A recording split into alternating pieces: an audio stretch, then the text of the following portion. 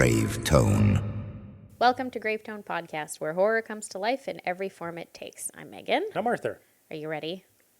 What? Thought we were going to do the ready or not thing. I thought you were going to use the thing that was just recorded. Oh my God. Disaster for the timing. What's happening today? Go again. Again? Are you ready? Or not. That's We terrible. ruined it. I'm not cutting any of this out. I don't care. Yay. More releases, guys. Man, we are having a fucking kick-ass Women in History Month. I don't know if all of this has to do with the fact that it's Women in History Month, but we're getting some really strong female-led horror. It's very possible. Yeah. It would make sense. It is the month of March. Yep. Last episode we tried to record was actually all about that, and it was a great episode, a little bit unhinged, and then something fucked up with the audio. I know. And we couldn't hear half the words. I have no idea what happened. I'm so disappointed. So now we've upgraded our setup. Yeah. And hopefully this doesn't happen again. God, But anyways. seriously, fingers crossed, because I don't know, man. I'm so disappointed that episode did not work. I know. It's okay. But this one's going to work. Yes. Because we just came back from Ready or Not 2. Yes. Here Here I I come. come. There you go. Hey, Don't forget nice. that. Don't forget the subtitle of it. Yeah, so we're going to we're going to do what we generally speaking what we do. We're going to talk about the synopsis of the film. We're going to talk about our first reactions initially, and, sort of general overview of things. And then we will later on get into the spoilery bits of some of the more in-depth aspects of the movie. That we actually liked Or a didn't, lot. in some cases. Or did in some cases. Yeah. I mean, most of the time Yeah. we find something good to I say. know. Okay, Yeah. shall I read the little IMDb synopsis? Sure. Okay. It's becoming my thing to do now, so I'm just going to do it. Okay. After surviving one deadly game, Grace and her sister Faith must now outrun 4 rival families competing for a powerful throne. Winner takes all. Yeah, that makes sense. Yep. That's exactly it. Pretty much.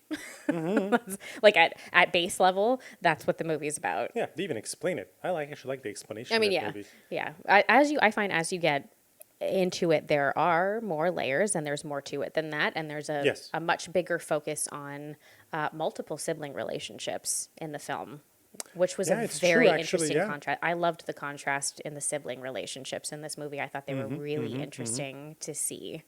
So yeah, I mean, we'll get more into like the depth of it when we get into spoilery stuff, but that is something that like initially first reactions wise, I really enjoyed the interesting dynamics of siblings in the movie. That's fair. Siblings who think that they know each other, but they don't, versus siblings who don't know each other very well anymore and come to know one another better. I'm so sorry if there's noise in the background. As usual, it's the cats. I don't know what happens when we get home, but they are unhinged.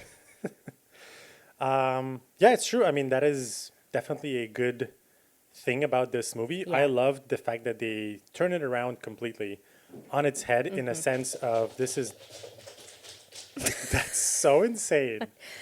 I don't know why I feel we like just feed them and then they go berserk. Does anybody else with cats comment, please? Do you have like post-food zoomies in your house? I'm really curious to see if this is a thing that like just happens to us or if other people experience it as well.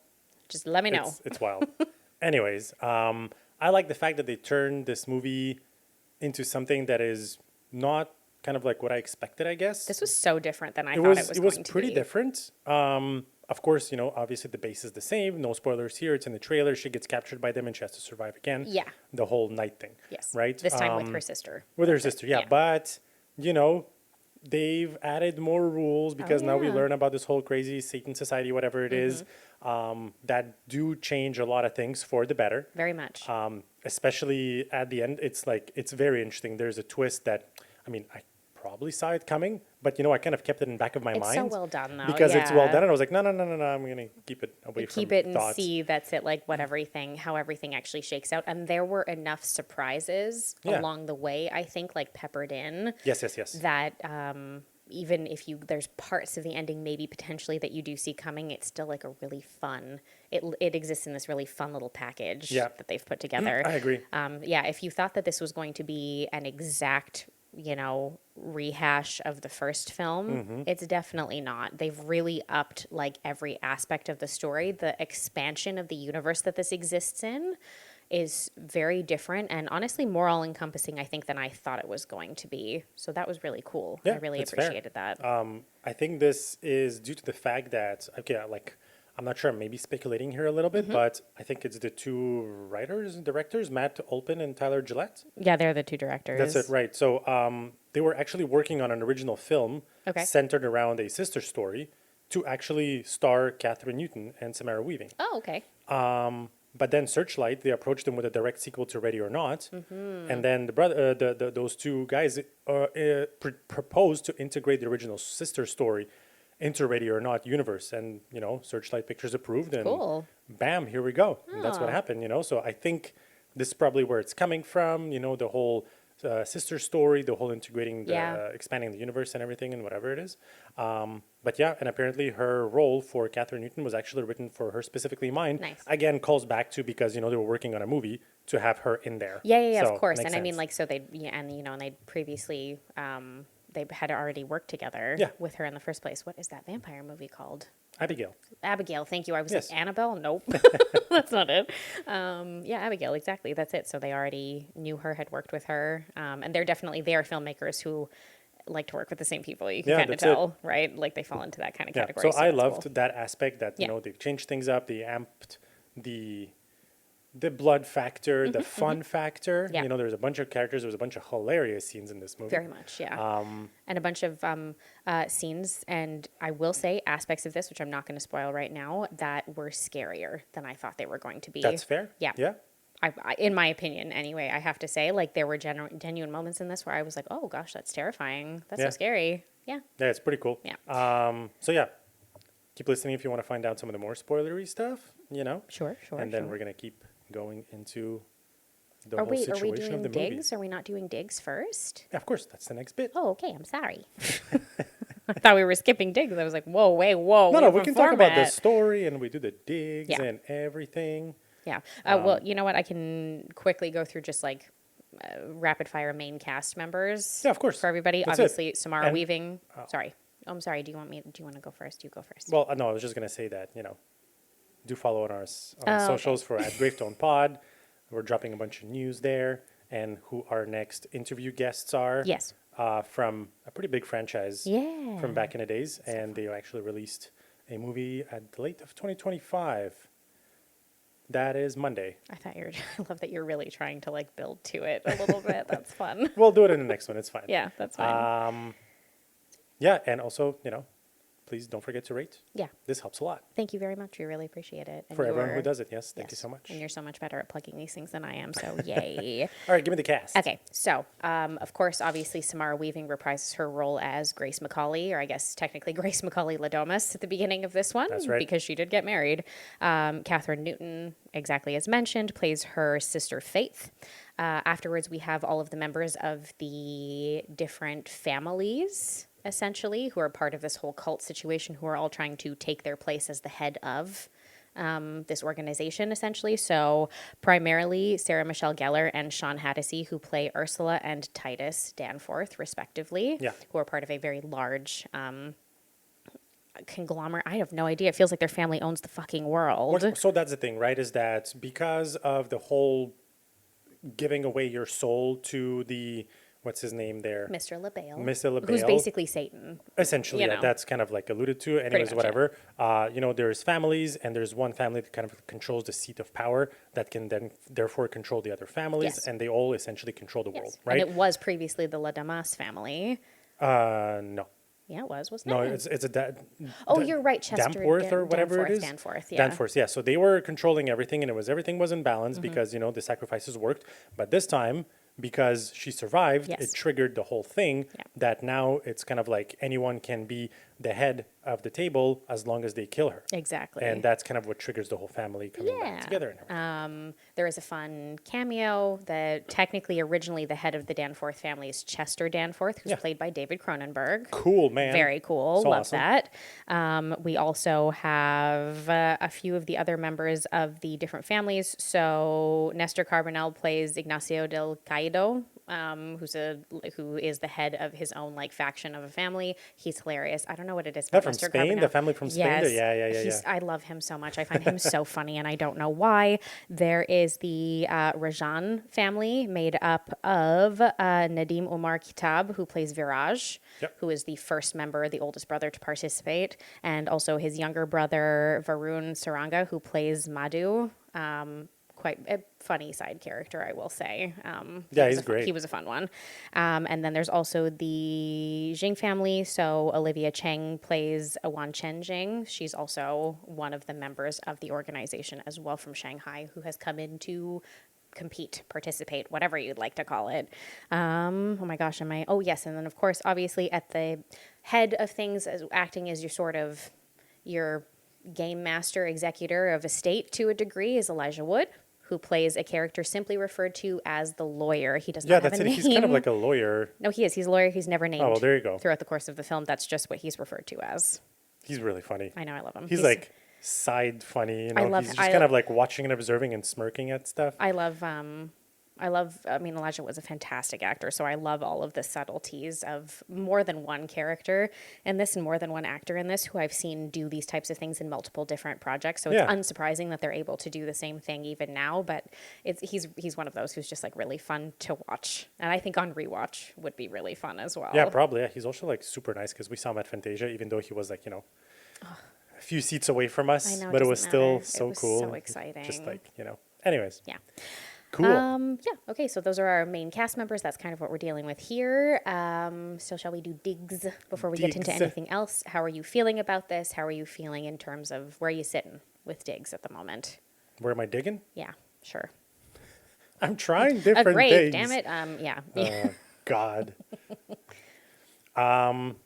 Okay. So I don't know if I loved it more than the first one, because the first one, it was just a surprise, and the thing at the end that you're watching it, you're like, there's bullshit, man. It's so fast. All the way until the end, you're It's like, true. no, this is bullshit. Nothing's going to happen. And then it surprises you. It's more contained, but it's so excellent, like from start to finish. That's it. So I don't know if I liked it more than the first one. It's hard to say. This one I would definitely give it because, you know, they amped up a lot of stuff. They built more the story, and the characters were absolutely hilarious and everything. It's like, it's a 7.5. Okay. For sure. Yep. Yeah. That's my digs. That's fair. Yeah. Weirdly, for the first, I don't know, 10 minutes of the film, I was not sure at first how I was going to feel about it. And I wasn't quite sure how they were going to go about explaining the expansion of the whole universe and everything that exists here. So I wasn't too sure for like maybe about 10 minutes. And then when everything, it just like, it was like something happened. There was a moment where everything clicked and came together. And from that point on, I was completely locked in. And I just rode the wave the entire rest of the way through. I loved that. I mean, I adore the first movie. I think it's so much fun. So I wasn't sure how I was going to feel about a sequel. And I know I mentioned this like ages ago when they had announced a sequel. I was like, oh, I don't know. What if it just, why do we have to take away from it? And then I saw the trailer and it looked really cool, but I was like, okay, cool. Yeah, no, I'm here for it. I think that's going to be great. But I guess like I really wasn't sure by the end how I was going to be sitting with it, but God, I really liked this. I thought it was so fun. I really liked the expansion of the character arc that like Grace experiences, the addition of Catherine Newton's character, all of these other people and the other dynamics between all the characters I thought was so cool. The universe itself obviously is just like an interesting kind of place to exist in, and the level of, of crazy that these filmmakers are always willing to take is really, really fun. So I'm at like an 8.5. Wow. I really enjoyed this. What are we going to score it on the movie picker on the website? Like you did 8. 8. We'll go in the 8, middle. I guess. Okay, fine. 8 it is. We'll go in the middle. All right. Okay. Are we ready for some spoilers? We're going to get into like maybe more in depth some of our favorite aspects of the film. Yeah, that's it. It's not like we're going to reveal everything that happens in the movie, but we're just going into some more. But we're definitely going to talk about some more character arcs, some more plot points, some more stuff. Okay. Exactly. Let's do it. You've been warned. Spoilers ahead. Okay. So, how do you want to kick things off? Do you want to start with a favorite, and then we'll kind of take it from there? Start with your first favorite. We'll kind of take it from there. And take it from there and everywhere. Okie dokie. all the places. Okay. Are you starting? Yes. Okay. Okay, so actually, one of the things that I don't want to say I didn't like, but I was just sad that Kevin Durant only had like 30 seconds in the movie. He is so awesome and great. He's very funny. I really hope it was some kind of like scheduling issue, whatever it is, and they really wanted to have him. Maybe. And he was there, but that was really sad because I like him a lot. Yeah. I liked a lot all the rules that they've added and kind of what it implies Sure. Yeah. into the whole thing. I guess since I mentioned Kevin Durant's character is that, he was like, oh, fuck this. I'm just going to go and kill her in the hospital, whatever. Yeah, he's like some crazy. He's part of like one of like the quote unquote families, like the factions of this, but he's like a coked up fucking psychopath. Yeah. And he was like, no, fuck it. Fuck the rules. I'm just going to go and do it. And, he goes and just as he's about to kill her, he just explodes. So I guess one of the rules was like, no, you can't do that before you officially start the game because you're going to die. Yeah, because basically that's what it is, right? Is that it's an expanded version of things in the sense that now that this seat at the head of the table is free, all of these families are now competing with one another in order to be the head of basically the world, essentially. And so because Grace survived her ordeal in the previous film, and her wedding night, which she was not supposed to, now it's put everything back into play. And so they are obligated to essentially play another game of quote unquote hide and seek, which is really just like a hunt for her. Yeah, it's a hunt. Yeah. And attempt to kill her again before dawn, basically. And in doing so, whoever does so, of course, will take over literally everything. But again, if she doesn't, if it's the same basic rules, right? Or, if she survives. If she survives again, then of course, Elijah Wood always just says, like the lawyer just says, like, Mr. LaBelle won't be happy, but we all know what that means from the first movie. Well, if she survives, she becomes the head. Yes. But if no one does, then, LaBelle will be not happy. Yes, correct. Yeah, that's exactly it. So it's the whole implication and the rule change and kind of like what it means and everyone has to follow things. I liked it a lot because there's some things like towards the end there, when she's kind of like cornered. Yes. Essentially. And there's like, she does a thing. She finds loopholes. That's it. Yeah. And they have to follow the rule and, it's like, it actually works.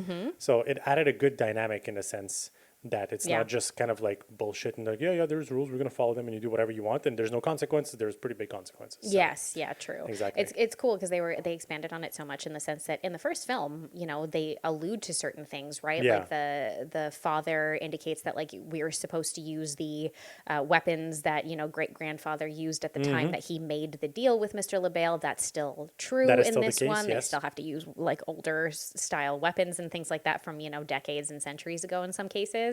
And there are aspects of that are very similar, but it just takes it and it gets to expand it in a really kind of interesting way. And it's cool because it gives you this like global sort of reach feel that you didn't necessarily assume was the case. Like it felt so contained to one family in the first film, like one dynasty, one family for the La Damas family, but without them. Well, we technically knew there's at least two families in the first one because they did mention that one of the families died. Oh, you're right. In a house fire. Yes, you're right. No, that's true. I completely forgot about that. I earned my degree online at Arizona State University. I chose to get my degree at ASU because I knew that I'd get a quality education, they were recognized for excellence, and that I would be prepared for the workforce upon graduating.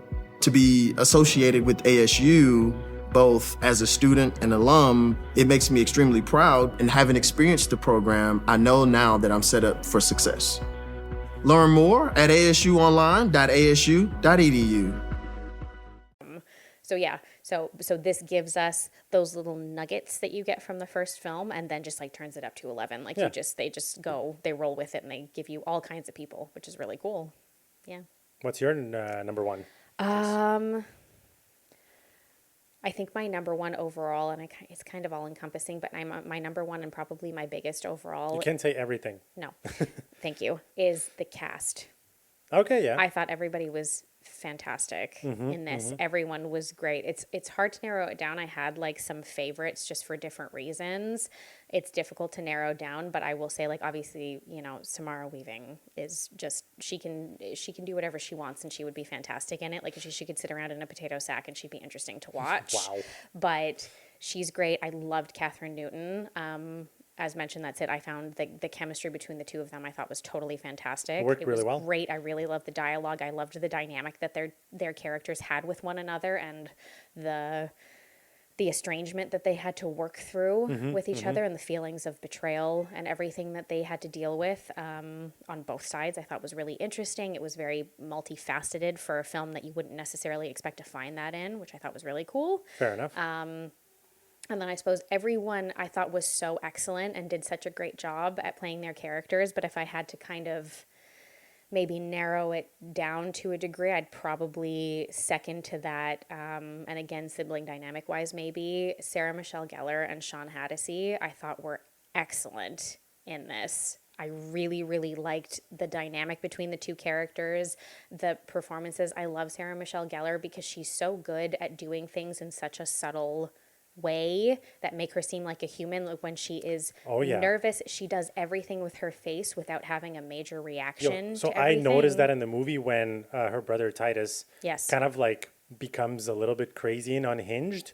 Her face, the way that she looks at him changed. Excellent. And I saw that. It was so good. And that's so subtle, but Yes. like that's exactly what you're talking But about, she's incredible at that. If you rewatch Buffy, guys, and you'll see like there are multiple times in which she's so good at it. She does it all the time, and she's so excellent at it. That's not something that everybody could do.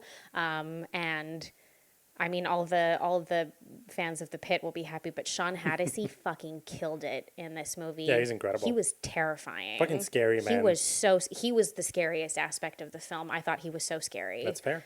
His character, believe you me, at the beginning seems a little bit pathetic. Yeah. But once he realizes, I think, that he's been given the freedom to do what he actually wants to do, he's a psychopath. He's so scary. And I thought he was so good at it. That anyway, I thought he was excellent. He was great. I think maybe partially we've just binged the first season of The Pit, so I was like reminded of it. But then, and it's also, this got to be a fun throwback. Him and Elijah Wood got to be reunited for the first time since The Faculty, which is great. Oh, damn. Yeah. They were both in that, remember? That's it. Oh, that's shit, that's true. That's a great throwback. I love that movie. But yeah, no, I found particularly those four characters, the dynamic between all four of them, honestly, but then also between each of the siblings themselves, because Ursula and Titus Danforth are twins. So that was like a fun little thing too, but so good. I thought they were all really great. I agree. I mean, everyone, like I said, the characters are hilarious. Yeah. They're either really funny and play, something valuable or important in the movie, or they're just great actors who are portraying very good characters. So like everyone actually did something, so that was great that way. Yeah, no, I really enjoyed that. Yes. I would say for my number 2 is definitely the amped up action aspect of things. Yeah, that's but fair. With just everything that is brought to the table by those characters, you know what I mean? Because like those families obviously joined in different time periods. Yeah. And like you're saying, they can use only the weapon that was around the time when their original member joined. Yes. Right? So like some have basically like, a hammer with a pike. Yes. And some would have like just a katana and whatever it is, but and some people have like a very old gun, but I guess the family from Spain, I don't remember his name, he literally has a modern sniper rifle. Yeah, so they're new. Ignacio, it's El Caído is their last name, but yeah, I think they must have been the most recent. Well, it's either them and the lady from China, I think, because she had the drone. Oh, you're right. Although that's not a weapon. Although it wasn't a weapon, she wasn't using it as a weapon either. Yeah, it's true. So I think maybe that doesn't count because she did have a sword, like a traditional looking sword. Yeah, she had a katana. Because that's it. Because the Danforth siblings both have like much older school weapons. Like Ursula has a very old pistol. Yeah. And Titus, I have no idea what the fuck that thing was. It was like half a pickaxe and half a hammer. Yeah, it's like a hammer with a pickaxe type of thing. It was an interesting looking apparently thing. It resembled a lot on one of the weapons that Buffy used. It was like a callback thing. Oh, it kind of does a little bit. Some of the stuff that she had looked a lot like that. That does make sense. Oh, exactly. So yeah, anyways, like that. Yeah. I like that aspect of things. What's his name? Viraj. He had like a very old school kind of sword. Yes. Yeah, It is a scimitar, I believe, Is that but what it's not called? really. I mean, it kind of has the shape of a scimitar, but it's for sure it has a specific name, but it's not a sword. No, I know. Yeah, that's it anyway. But it was something that was also very traditional looking. Yeah. I'm so sad that the actor had a mask on. He had the most fabulous facial hair. I know, right? I was like, oh, come on, we could have. Anyway, whatever. It's too bad that he popped that on right at the beginning. I was like, man, that's some really excellent looking beard work that you have going on there.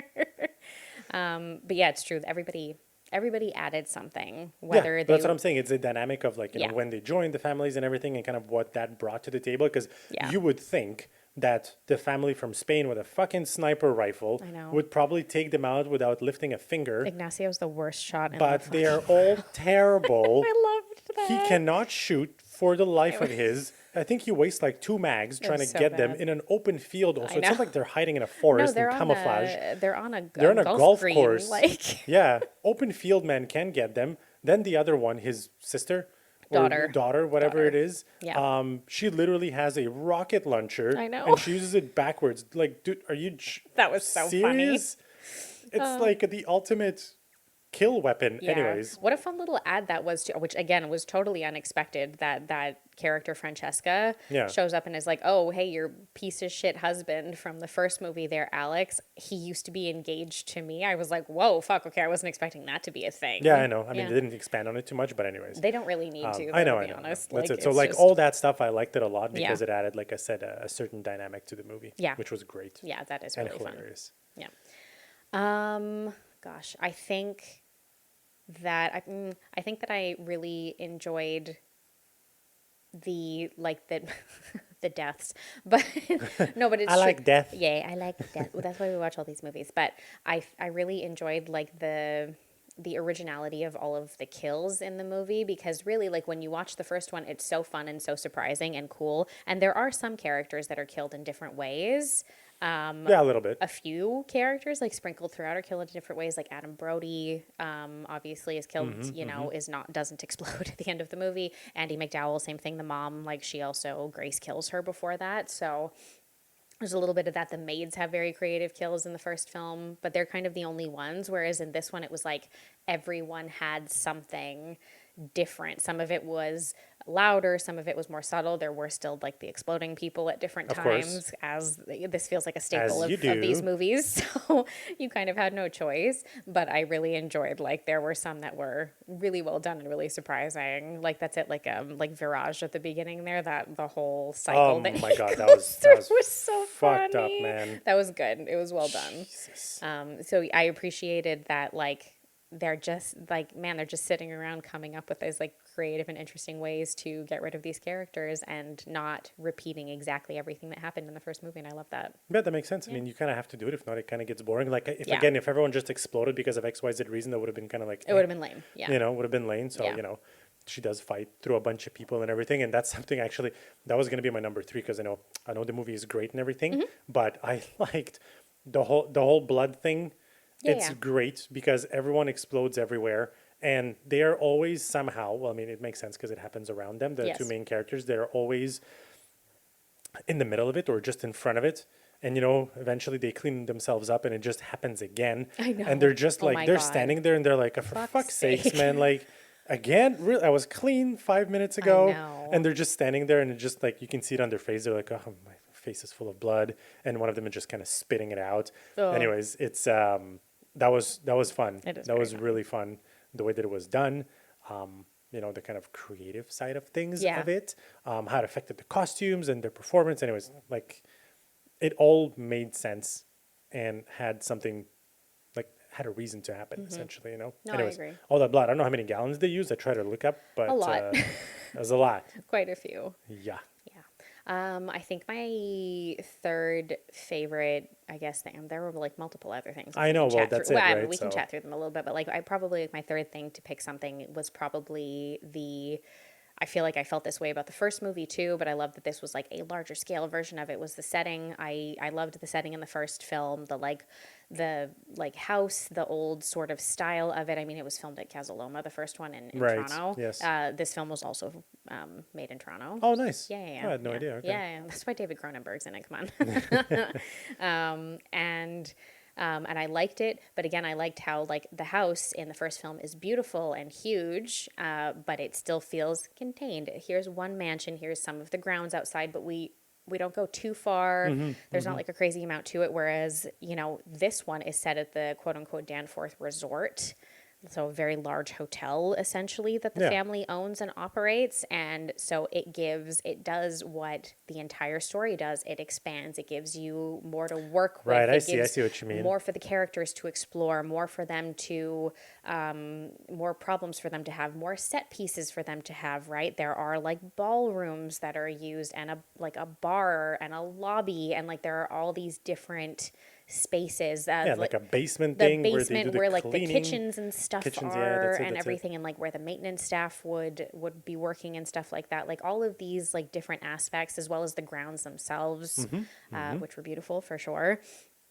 All of that stuff, I found it was cool because the setting matched the expansion of the universe in the second film, and I thought it tied together really nicely. It was smart how it was done. I have to agree. And like they actually used that space. It's not like they just ran through the building and then nothing happened. Like every kind of space that they occupied, that they expanded upon, it was actually used for something valuable. So yeah, that's true. Yeah, I loved that. I thought that was really cool. I don't know. There was just a lot to enjoy with this. There's a lot. Like I said, like tonally, I wasn't sure in the first like 10, 15 minutes. I was kind of like, okay, where are we going? We're at the hospital, and then we're trying to get out of the hospital, and I'm not really sure where we're going, but I feel like by the time we had seen a few of the other characters a couple of times, like by the time we'd had maybe 2 scenes with the Danforth siblings and a couple of scenes with Grace and Faith, it started to kind of tie together. And then by the time everybody wound up in the same space together, I was like, okay, I'm here. I feel like the moment Elijah Wood appeared, that's what started to tie things together. Because he was kind of like the tying together character. Yeah, well, when he popped up in the hospital, I was like, okay. Yeah, that's it. Yeah, that's it. I feel like we're heading in the direction that we're expecting to be heading in right now, which was good. But yeah, no, there were so many cool things. It was good that we got to expand on all that. I loved all of the characters. I don't think there was one character that I was like, nah, fuck this character.